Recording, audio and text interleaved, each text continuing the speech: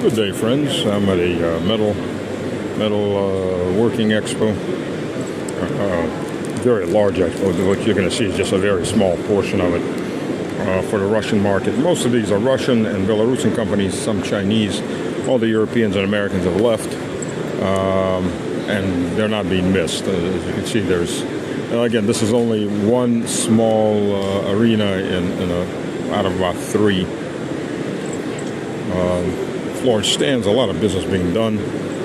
Most of these companies are filled up with orders. A good chunk of that orders are military based to replace lost equipment, to produce new equipment both for sale and for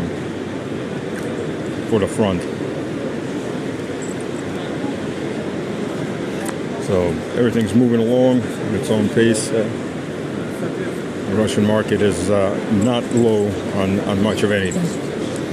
Even no matter how much the Western media would like to tell you that everything is dead and dying, it's not.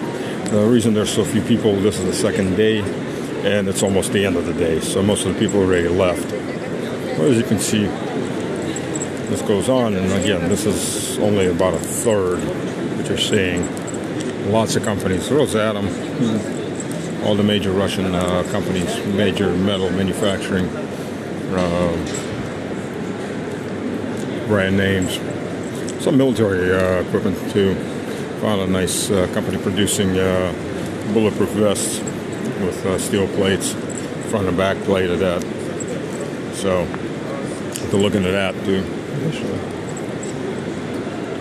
So business goes on in Russia, unlike what the West would like you to believe, the Western media and the Western elites. Business goes on. Meanwhile, in Germany, they're closing metallurgy plants left and right, and most of Europe is too.